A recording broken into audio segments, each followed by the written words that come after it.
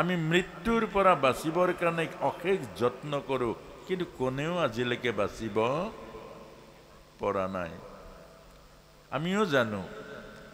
আমিও জানো মৃত্যুৰ পৰা কেতিয়াও হাত সাৰিব নোৱাৰোঁ, তথাপিও মৃত্যুৰ পৰা বাচিবৰ কাৰণে গোটেই জীৱন পুৰুষাৰ্থ কৰোঁ। কোনোবাই যদি কেতিয়াবা সোঁৱৰাই দিয়ে, হেৰা মৃত্যু ওচৰলৈ আহিছে, বেয়া পাই যাওঁ, হেৰা তেনেকুৱা অমংগলীয়া কথা নক'বা আকৌ, কি কথা ক'বলৈ আহিছা?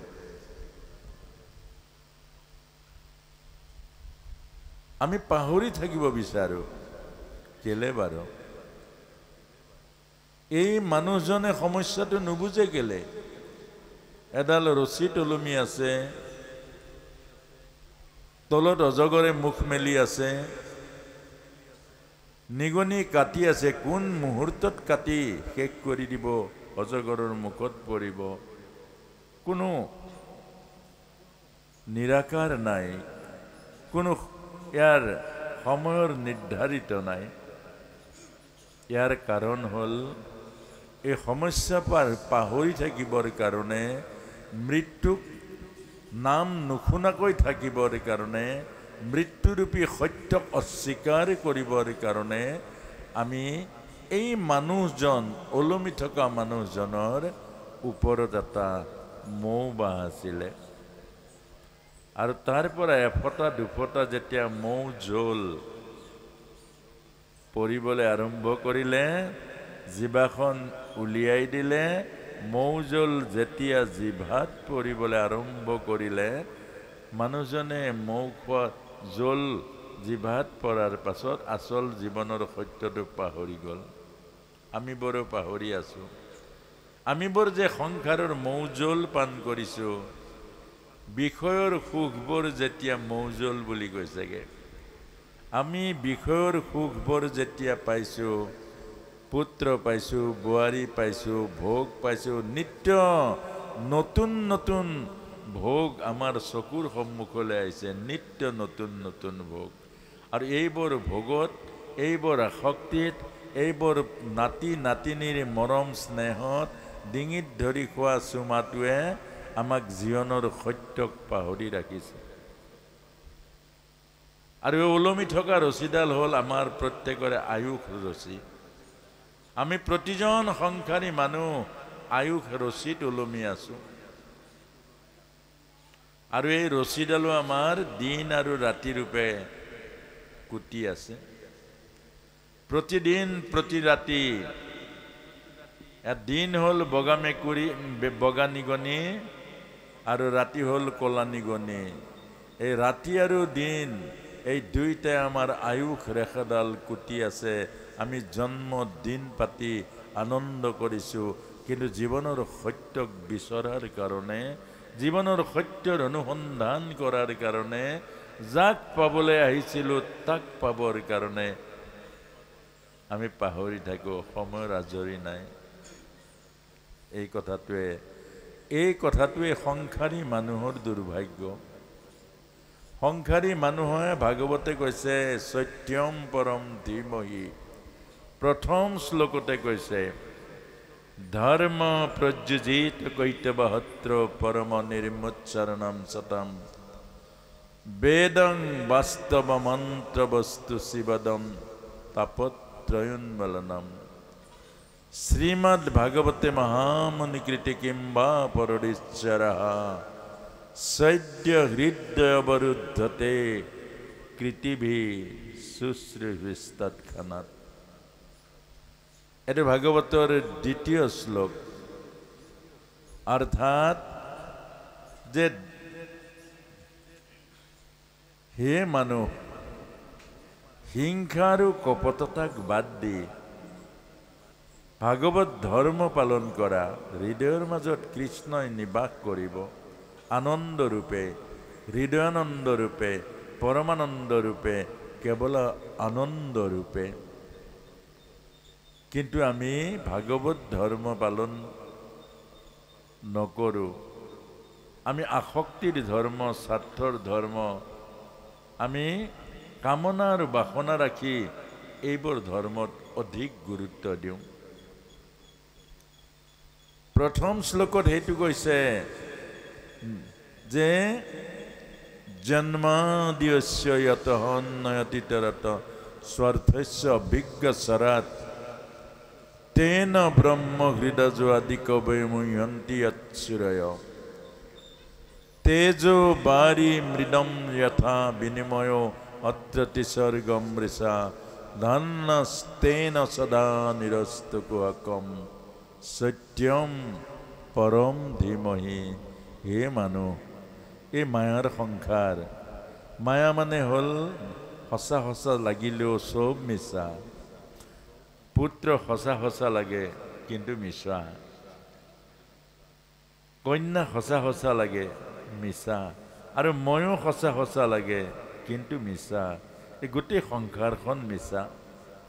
আজি আছে কাইলৈ নাথাকে। এই শৰীৰটো, এই যৌৱনটো আজি আছে কাইলৈ নাথাকে। এই শৈশৱৰ সোণালী দিনবোৰ আজি আছে কাইলৈ নাথাকে। এই সকলোবোৰ মিছা। কিন্তু মিছাকে তুমি সঁচা বুলি, মিছাকে তুমি বুকুত সাৱটি ধৰি জীৱনৰ সত্যক নাপাহৰিবা। জীৱনৰ সত্য কি? সত্যম পৰম ধীমহি, ঈশ্বৰক পোৱা, ঈশ্বৰক লাভ কৰা।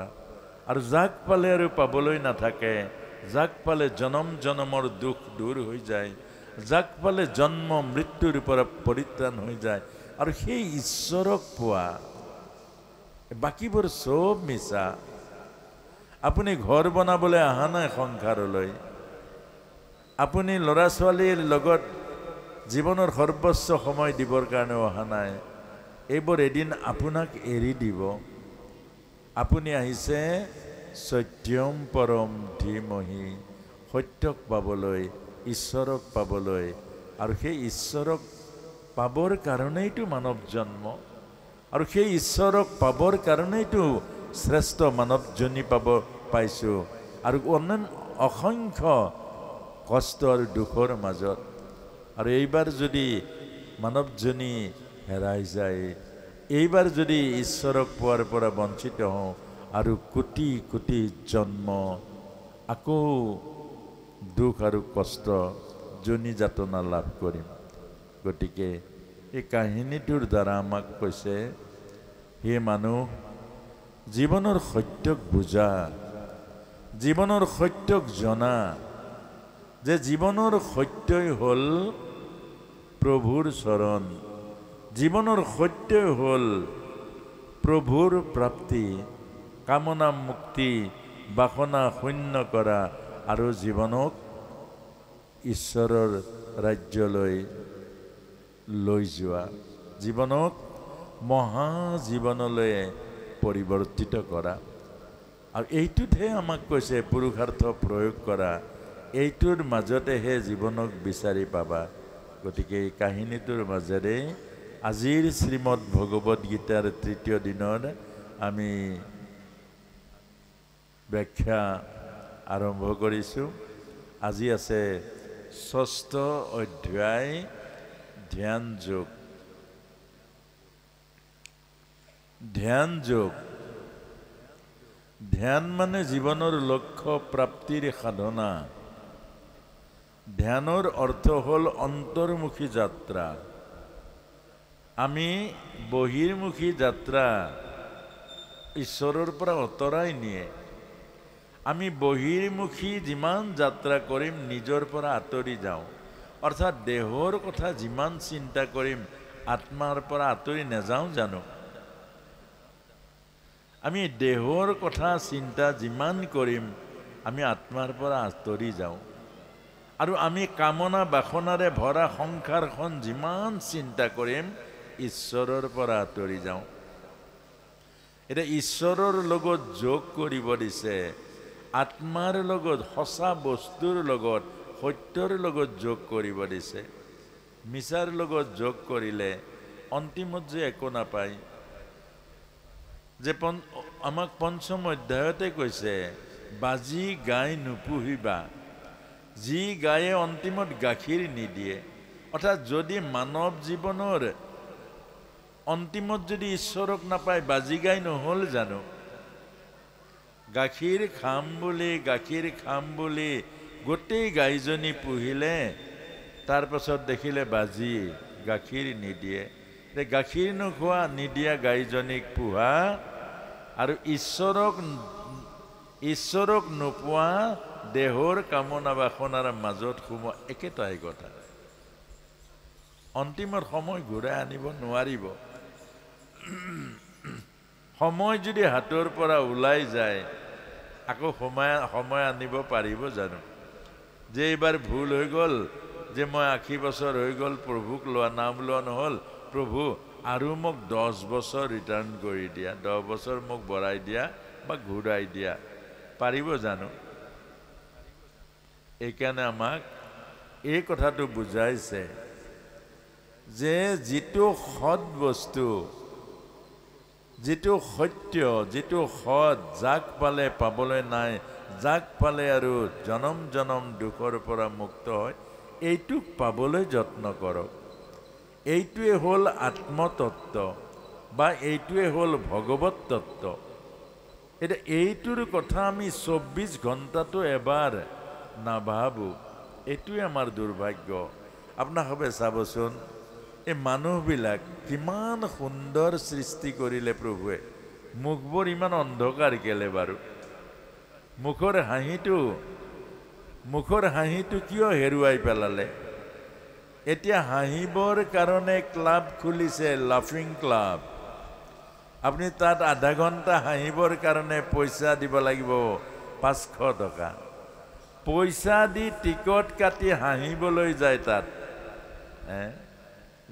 হাঁহিটোতো আমাৰ প্ৰভু প্ৰদত্ত, ঈশ্বৰে দিয়া হাঁহি। হাঁহিত সৰগীয় সুখ পায়, হাঁহিয়ে সৰগীয় আনন্দ দিয়ে, আৰু সেই হাঁহিটো আমাক প্ৰভুৱে দিব। হাঁহিটো কলৈ গ'ল বাৰু? আপোনালোকে চাবচোন, ফটো মাৰিবৰ কাৰণে কিমান বাৰ কয় অকণমান হাঁহি দিয়ক, আকৌ আৰু অকণমান মাৰিলে এই নাই হোৱা, আকৌ হাঁহি দিয়ক। আকৌ বেছিকৈ ক'লে খং কৰে, হাঁহিছোঁ নহয়, কিমান হাঁহিব লাগে? হাঁহিটো অৰ্থাৎ এই হাঁহিটো কলৈ গ'ল? যি মানুহৰ আত্মাক পাহৰিলে, যিজন মানুহে আত্মাক পাহৰিলে তেওঁ মুখৰ হাঁহিটো হেৰাই যাব। মনত ৰাখিব, যি মানুহে আত্মচিন্তন নকৰে, যি মানৱ জনি পোৱাৰ পাছতে আত্মসাধনা নকৰে, তেওঁৰ মুখত দিয়া পৰমাত্মাৰ যিটো হাঁহি হেৰুৱাই পেলায়। আপোনালোকে চাবচোন, কিছু মানুহ কিমান ধুনীয়া, মুখলৈ চালে ভয় লাগে, বাঘতকৈও বেছি ভয় লাগে। কিছুমান ডেকা ল'ৰাই চাব, কিছুমান মুখখন ইমান অন্ধকাৰ হৈ যায় যে হাঁহিটো নাই, যেন মুখ গোমঠা, যেন জানোচা কয়, কিবা কোৱাৰ লগে লগে খং কৰিব। আনকি বহু পিতৃ মাতৃও নিজৰ পুত্ৰক ভয় কৰে। কেলে বাৰু? আত্মচিন্তন নাই। ৰাতিপুৱাৰ পৰা মোবাইলত থাকিব, ৰাতিপুৱাৰ পৰা অন্তত আধা ঘণ্টা আত্মচিন্তন। মই দেহ নহয়, মই আত্মা, মই সুখস্বৰূপ, মই শান্তিস্বৰূপ, মই আনন্দস্বৰূপ, আৰু মোৰ আত্মাই হ'ল অমৰ। আত্মাৰ মৃত্যু নাই, আত্মাৰ জন্ম নাই, আত্মাৰ মৃত্যু নাই, মই অবিনাশী। আত্মাই হ'ল পৰমাত্মা, আত্মা হ'ল সচ্চিদানন্দ। অন্তত আধা ঘণ্টা ভাবকচোন, আত্মাৰ গোটেই গুণবোৰ, আত্মাৰ আনন্দবোৰ, আত্মাৰ যিবোৰ তৃপ্তি, সেইবোৰ আপোনাৰ মুখত বিৰাজ কৰিব, জীৱনত প্ৰভাৱ পৰিব। মুখবোৰ কোমল হ'ব, মুখবোৰ আনে দেখিলে সুখ পাব। কিন্তু সেই চিন্তনটো কেলে নাই? আমাৰ সময় নাই। গুৰু ঘৰত কি বহে, গুৰু ঘৰত কিয় সোমায়? সেইটোৱে বাহিৰত দৰ্জা দুখন বন্ধ কৰি দিয়ে, প্ৰভু মই তোমাৰ ওচৰত আহিলোঁ, মই তোমাৰ। এই সংসাৰখন মিছা, কিন্তু মায়াৰ মাজততো মই আহিছোঁ, তুমিয়ে দিছা। এইবোৰ মায়া, এইবোৰ সঁচা নহয়, তুমি সঁচা। আৰু মই আৰু মোৰ দৰ্জা দুখন মাৰি, দৰ্জাৰ দুটা পাত্তা, এটা হ'ল মই আৰু এটা হ'ল মোৰ, এই দুটাই মায়াৰ দৰ্জা।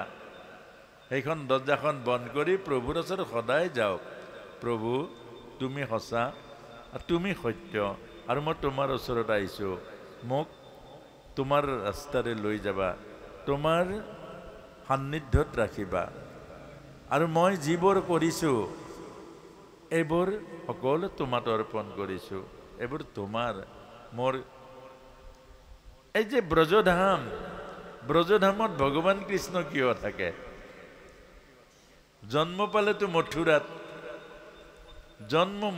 পালে আকৌ ক'লে বোলে মই গোকুললৈ লৈ যোৱা কেলে ক'লে ভাগৱতত গোকুলত কিয় ক'লে জন্মটো পালে মথুৰাত থাকিলে কি কংস মাৰিব নোৱাৰিলেহেঁতেন নেকি মথুৰাত থাকিলে কি ধৰ্ম প্ৰচাৰ কৰিব নোৱাৰিলেহেঁতেন নেকি মথুৰাত থাকিলে কি অধৰ্ম বিনাশ কৰিব নোৱাৰিলেহেঁতেন নেকি আমাক বুজাইছে অৰ্থাৎ মন মথুৰা যি মনত কংস আছে যি মনত অহংকাৰ আছে যি মনত অভিমান আছে যি মনে বাপেকক বন্দী কৰিব পাৰে যি মনে ভনীয়েকক চুলিত ধৰি কাটিব পাৰে যি মন আসুৰিক প্ৰবৃত্তিৰ মন সেই মনৰূপী কংসৰ মাজত কৃষ্ণ নাথাকে কৃষ্ণ মানে আনন্দ কেনেকৈ থাকিব মনৰ মাজত যদি অহংকাৰে বাহ ল'লে কুশাসনযুক্ত মনৰ অধিকাৰী প্ৰতিজন মানুহ কংস কংসৰ মাজত কৃষ্ণ কেনেকৈ থাকিব বিপৰীত কথা কংসৰ মনত আছে অহংকাৰ কংসৰ মনত আছে অভিমান কংসৰ মনত আছে স্বাৰ্থ আৰু সেই স্বাৰ্থযুক্ত অহংকাৰযুক্ত অভিমানযুক্ত মনৰ মাজত কৃষ্ণময় আনন্দ থাকিব পাৰে জানো সেইকাৰণে কৃষ্ণ তাত নাই আৰু কৃষ্ণ ক'লে গ'ল গোকুল মানে কি য'ত জাতি নাই বৰ্ণ নাই ধৰ্ম নাই য'ত সমন্বয় সম্প্ৰীতি আত্মাৰ পৰম প্ৰেম আছে য'ত স্বাৰ্থ নাই প্ৰেম আছে য'ত অহংকাৰ নাই মাত্ৰ সমন্বয় সম্প্ৰীতি আছে একাত্মতা একতা আছে সেয়াই গোকুল তাতেই কৃষ্ণ থাকিব তাতে আনন্দ থাকিব ইজনে সিজনক সাৱটি ল'ব পাৰিব ইজনক সিজনক মৰমৰ বান্ধোনেৰে বান্ধিব পাৰিব ইজনে সিজনক বিশ্বাস কৰিব পাৰিব তাতেই কৃষ্ণ থাকিব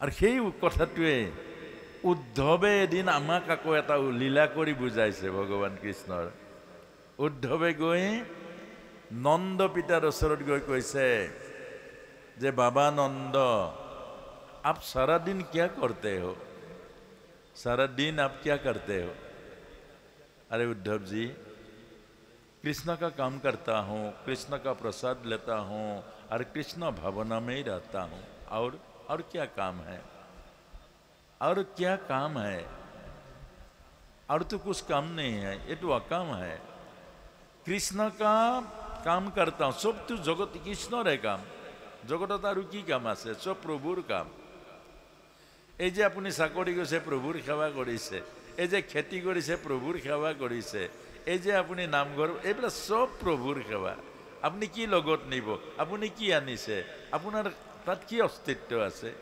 আপোনাৰ মোৰ একো অস্তিত্ব নাই না মাটি এটুকুৰা লৈ আহিছোঁ না কৰবাৰ পৰা পইচা এটা লৈ আহিছোঁ না মাটি এটুকুৰা লৈ যাম নে কৰবাৰ পৰা পইচা এটা লৈ যাম আপোনাৰ মোৰ কোনো অস্তিত্ব নাই অস্তিত্ব আছে একমাত্ৰ প্ৰভুৰ है बुझाए से प्रभु का काम करता हूँ सारा संसार तो प्रभु का है अब प्रभु का काम प्रभु का सेवा कर रहा हूँ और प्रभु का प्रसाद जो खाता हूँ प्रभु का प्रसाद लेता हूँ ये तो सब भगवान अर्पित प्रसाद भगवान अर्पण कर प्रसाद हो जाए और भगवान अर्पण नकरिले विषाद हो जाए भगवान अर्पण भगवत गीतात कैसे जी ভগৱানত অৰ্পণ কৰে সেয়া প্ৰসাদ হৈ যায় আৰু যি ভগৱানত অৰ্পণ নকৰে সেয়া মহাপাপ হৈ যায় কেলে ভোগে ৰোগ বনাই দিয়ে যোগে আনন্দ দান কৰে